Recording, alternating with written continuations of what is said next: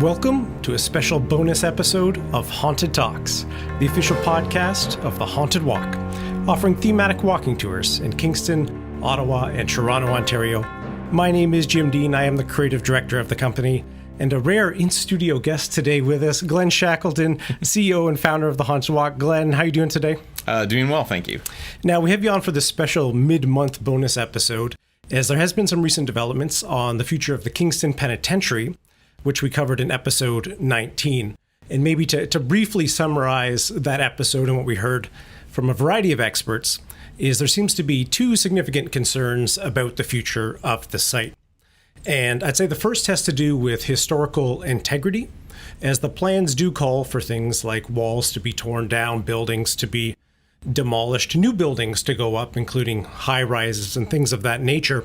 And can the essence of the site be lost if too much is changed is one big question that came out of that episode. And as you'll recall, when we visited the pen, the sense of place did seem to be very important, that isolation, being cut off from the outside world. The other major issue that was brought up was it seemed, and you made this point, I think, quite strongly in that's episode 19, and highly encourage everyone to listen to it if you haven't had the chance yet, is that there's some concern that the long-term tourism opportunity for the city of Kingston is perhaps not being recognized based upon some of the information we were hearing from San Francisco with their tourism authority there and the ramifications that Alcatraz has upon San Francisco, and even the ranger we spoke to who works at Alcatraz. There seemed to be some concern here that a major opportunity is being overlooked. And while development of the property, of the site, may bring a huge influx of money and opportunity in the beginning, the long-term prospects of a year-round permanent tourist attraction perhaps is being missed or not being fully considered within the plan. So, Glen, just a few days ago, you attended the most recent visioning session where they released some of the recommendations. And I'd just like to point out that a lot of members of our community, a lot of listeners to our show, did go ahead and write in to the consultants involved, as well as the mayor of Kingston, expressing some of these concerns. So I think we're all very eager to hear how this new version, this new vision has emerged, what changes are in there. What did you discover at your meeting just a few days ago? Well, the plan that they released is the preferred vision. So to be clear, this is the vision being given forward by the consultants to the city. It doesn't necessarily make any decision as to what the city will do, but it is just providing some guidance based upon the research that they did and the consultations that they did. Certainly, I think that in some regards, the new vision is an improvement. In other regards, it is perhaps worse. I do think that they certainly heard from people. They know that there are people concerned about heritage.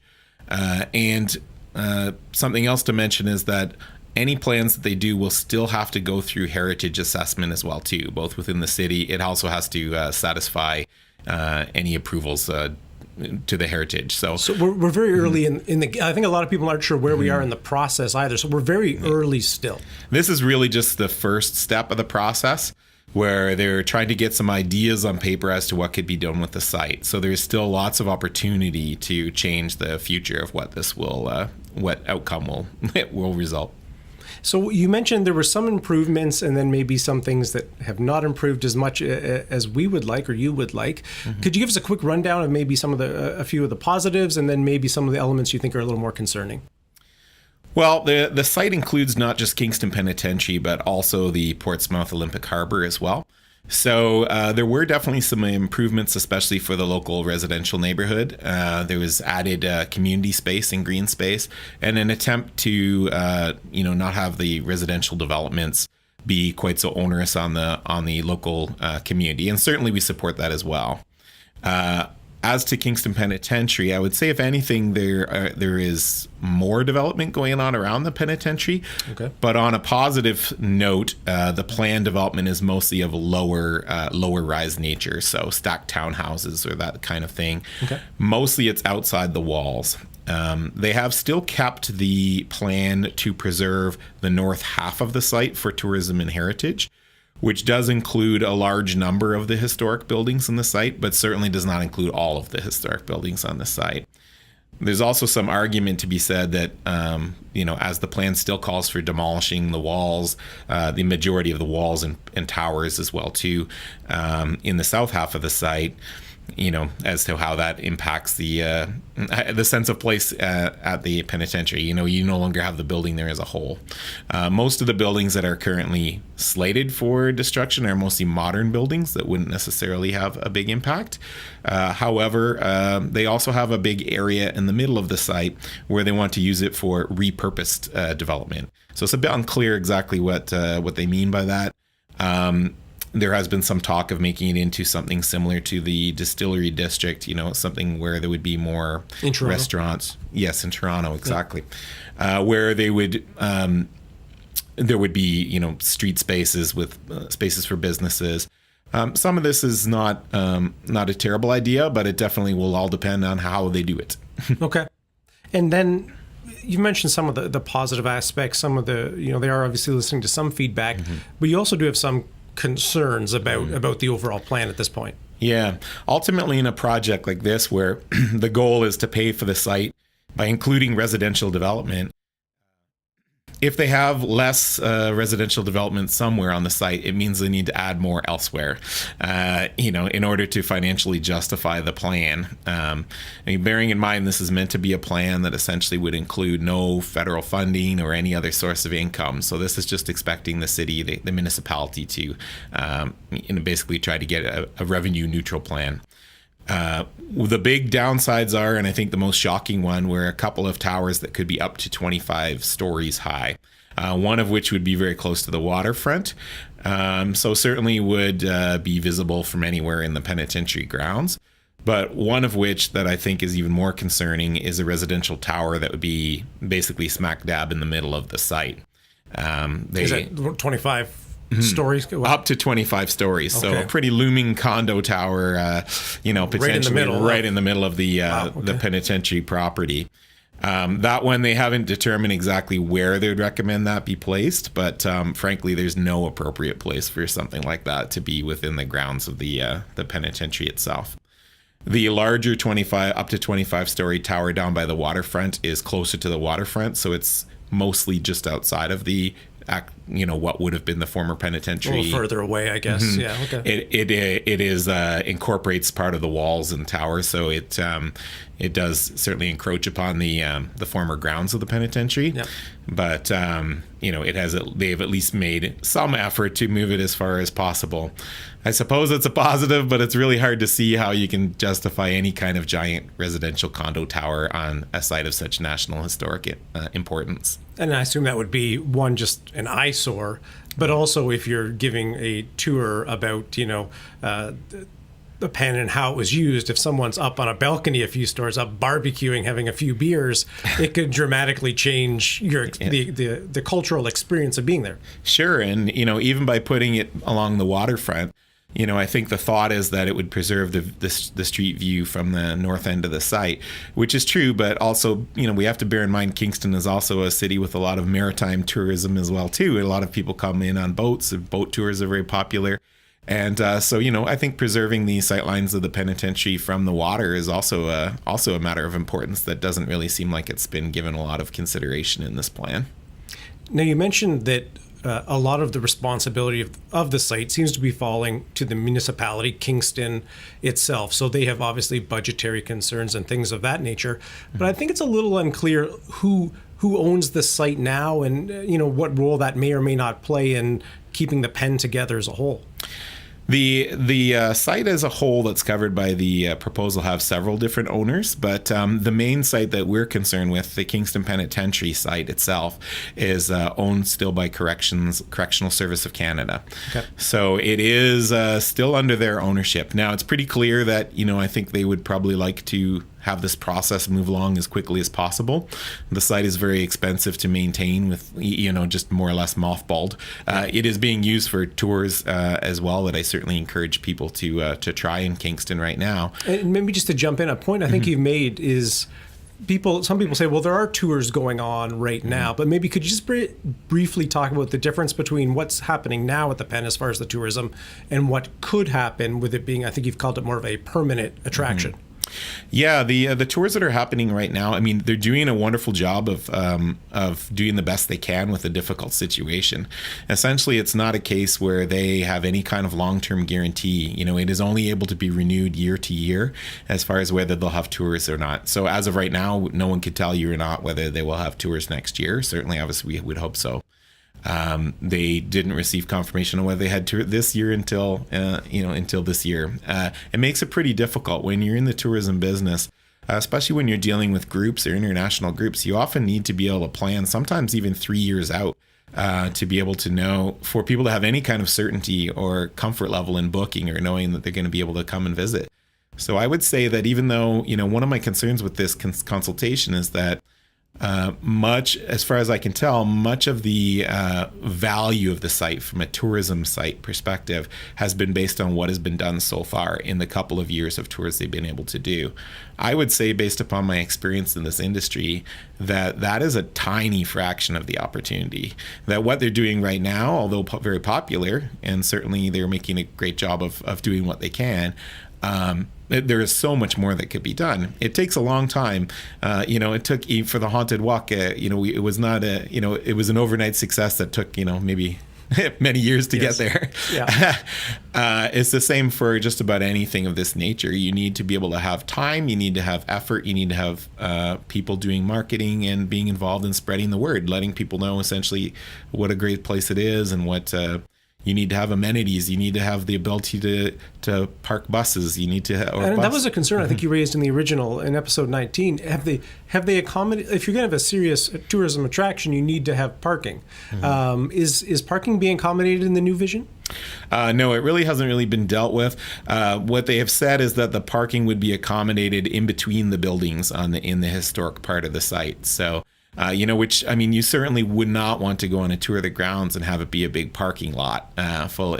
We don't need the Kingston Penitentiary to look like, your local big box store parking lot.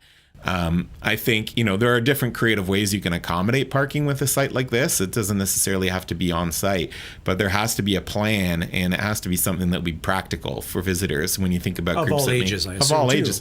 So if you have groups with different mobility needs or a group of seniors, etc., you need to have some way to be able to drop them off or park, as close with it on the site. But ideally, I wouldn't say that the solution is to actually have people drive within the walls of the penitentiary.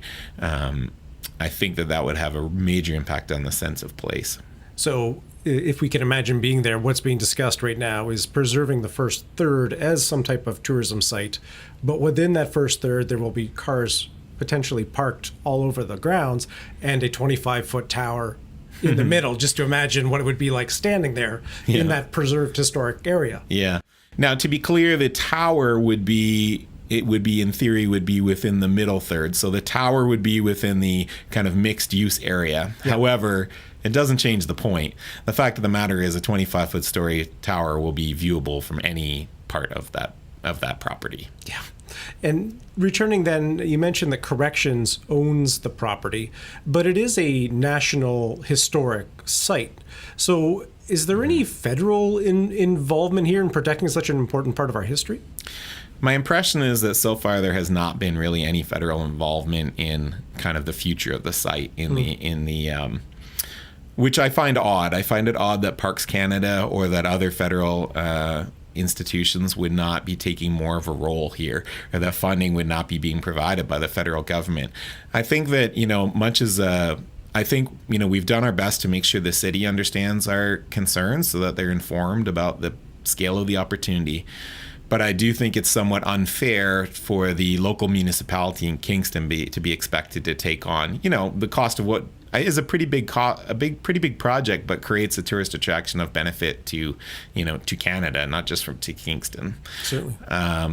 I do think that there should be more of a role for the federal and for the provincial government in helping to make sure that this site is proper investment is put in to make it be able to meet the huge opportunity and huge economic impact for the community as well too. So I think it's a bit tough for the city to fund something like that based on the taxpayer base, which is why, unfortunately, that they, feel that they are forced to go to developers, etc., the route of trying to fund things through those means.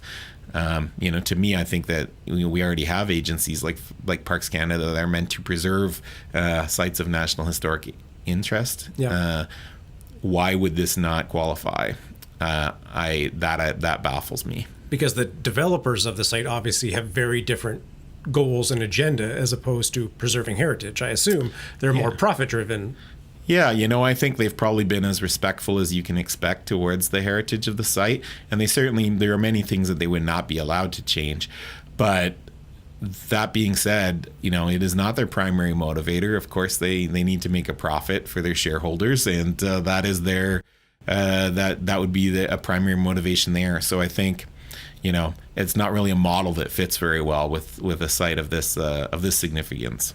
Mm-hmm. So if I summarize correctly, I think it would be safe to say we have ongoing concerns that the tourism side is not being recognized, and ongoing concerns that changes to the site itself could be detrimental in terms of both our cultural history as well as the kind of the tourism opportunity. Where do we go from here? I guess as the company, as the Haunted Walk, what do you think we should do now? And then for the folks listening and watching who have been involved in the process, what are we going to advise them to do next? Well, I definitely would say that we'll begin discussions with some of our industry groups, like the Tourism Industry Association of Canada, as well as of Ontario, to try to see what what conversations could be had with some of the various partners, federal and provincial, that might be part of the solution. So, the hope is that maybe we can have some respectful conversations and try to inform them of, give them the benefit of our experience in knowing what the value of this site could be for tourism and what impact that could have. I think it's a huge issue. So I think, I would mostly advise the listeners for now to stay tuned and stay informed. Hopefully we will have some good contacts as far as people that may be interested in this, helping us with this. And we'll certainly ask for everybody's support. When we have a clear, coherent case as to who should be responsible for putting money into this project and who everyone should write to, then we'll certainly let people know. So stay tuned for now. More details to likely follow as I guess we work in the background to try to bring some more attention through these organizations that you just mentioned. Anything else you wanted to mention about the Kingston Pen developments or you're attending that session last week? Well, I think it's good, and I will continue to be involved in. I think they've paid a little more attention to the heritage issues, and the heritage issues are part of the problem for sure. And I will continue to be involved with the process as far when it goes through all the heritage approvals as well too. So I will personally make sure that I am there for all of those as well and can keep people updated. I think the biggest thing that's being missed is the tourism opportunity, but. And I certainly think that I would not characterize the treatment of it from a heritage perspective as anything close to perfect either. But I think there's big opportunity here. This is only the beginning of a long process, and I'm excited about it. I still think there's lots of opportunities to try to convince the right people to look at this in the right way. Excellent. Please head over to our website, hauntedwalk.com/podcasts. We're going to put a link up there to the consultation page where you can see the new plans and see some of the documentation there from the session that Glen was at last week. As always, you can visit our website, hauntedwalk.com, for information about our tours and new special events and things we have going on. And if you're enjoying the show, we certainly encourage you to subscribe, leave us a rating wherever you're listening to us. And as always, we thank you for listening. Glen, thanks for sharing this information with us today. Thank you. Until we meet again, sweet dreams.